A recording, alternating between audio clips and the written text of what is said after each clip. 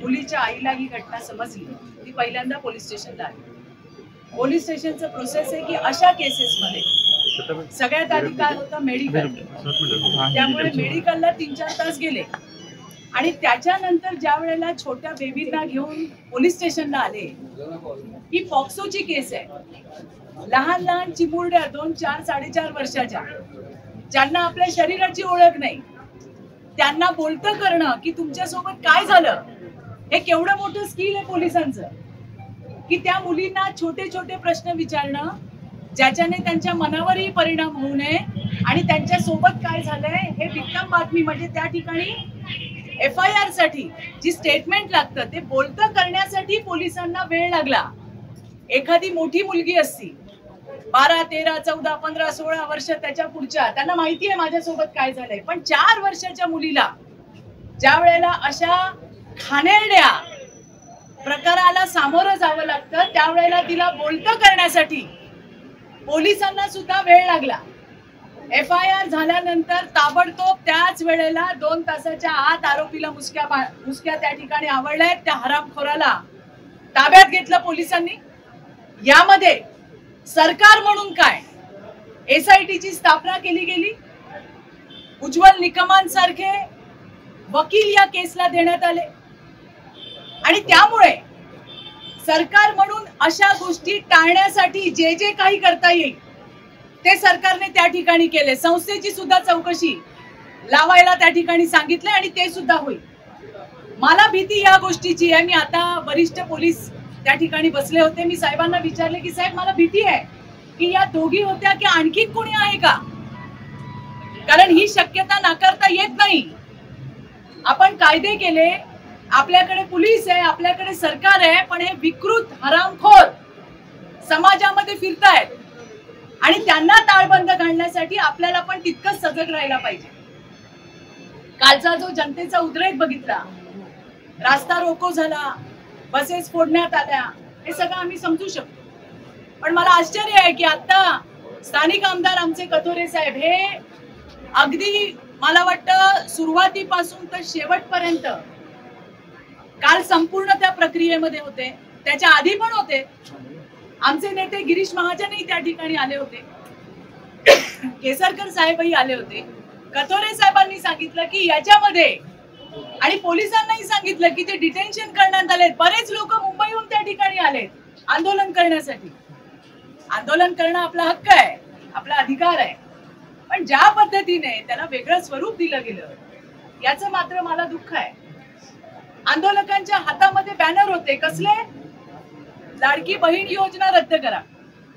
मला कळलंच नाही मला. मी पण 26 वर्ष या क्षेत्रामध्ये आहे.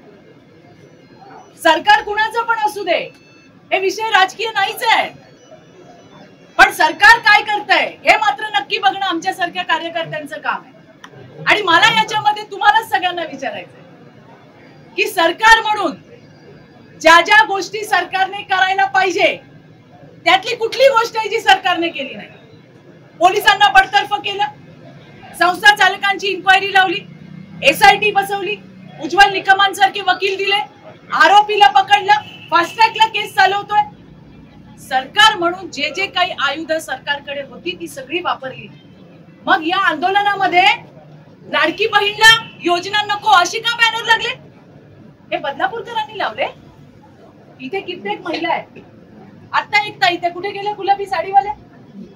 हा, या बघा, या म्हणतात की चित्राताई आम्ही होतो त्या आंदोलनामध्ये आणि सकाळी 10 वाजेपर्यंत, या बघा, या पण इथेच राहतात. त्या म्हणतात सकाळी 10 वाजेपर्यंत जे आंदोलन झालं त्याच्यामध्ये सगळे बदलापूरकर, सगळे आम्ही त्या ठिकाणी होतो. पण 10 नंतर कोण लोक आली, कुठून आली आम्हाला माहित नाही. आणि बदलापूरला आम्ही इतके वर्ष पाहतोय, अशा पद्धतीचा झालेली गोष्टचं समर्थन नाही. ती अमानवी आहे, ती राक्षसी आहे, विकृत आहे, व्हायलाच नाही पाहिजे. पण ज्या पद्धतीने याला वेगळं स्वरूप देण्यात आलं, वेगळं रूप देण्यात आलं, त्याचं मला मनापासून दुःख आहे. आम्ही जरी राजकीय कार्यकर्ते असलो तरी आम्ही पण आया आहोत ना. आम्हाला पण मुली आहे. अरे आपल्या मुलीसोबत जेव्हा असं होतं ना, जीव कापून निघतो. त्या 2 लहान लहान पोरींच्या आयांवरती, त्यांच्या परिवारावर काय बीतलं असेल आम्ही समजू शकतो. पण याच्यामध्ये सुद्धा ज्या पद्धतीने राजकीय पोळ्या भाजल्या गेल्या, मला तर आश्चर्य वाटतं. म्हणजे विचारच करू शकत नाही. कोण काय बोलतंय, कोण काय बोलतंय. मी म्हणते आमचं सरकार नसतं, दुसऱ्यांचं सरकार असतं. काय केलं असतं? अरे आमची लोक फील्डवर आली, आमचा आमदार खांद्याला खांदा लावून त्या ठिकाणी उभा होता, आमच्या नेत्यांनी पटापट डिसिजन घेतले. दुसरे असते ना फेसबुकवर वाप दौडत बसले असते. त्यामुळे जे जे काही करता येईल त्या सगळ्या गोष्टी सरकारने केल्या.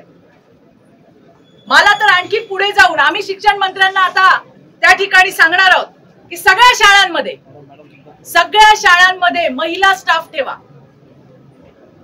जिथं मुली आहेत त्यांना टॉयलेटला न्यायला, आपण मध्ये तुम्हाला माहितीये की आपण ज्या बसेस, स्कूल बसेस जातात त्याच्यामध्ये सुद्धा मुलींना, मुलांना चढवायला उतरवायला पुरुष ठेवू नका, महिला ठेवा. आणि आता सुद्धा आम्ही हे सांगणार आहोत. शाळेचं चुकलंच की एका पुरुषाला त्यांनी अशा पद्धतीची जबाबदारी दिली, त्याची इन्क्वायरी होईल, तो आणखीन वेगळा विषय आहे. कुणालाही सोडणार नाही. राज्याचे गृहमंत्री अत्यंत सजग आणि सक्षम असे गृहमंत्री आहे. आणि देवेंद्रजींनी कालपासनं, परवापासनं सतत पोलिसांच्या संपर्कात आहेत. ठाणे पोलीस आयुक्तांना सततच्या सूचना देत आहेत. कुणालाही सोडलं जाणार नाही, कुणालाही पाठीशी घातलं.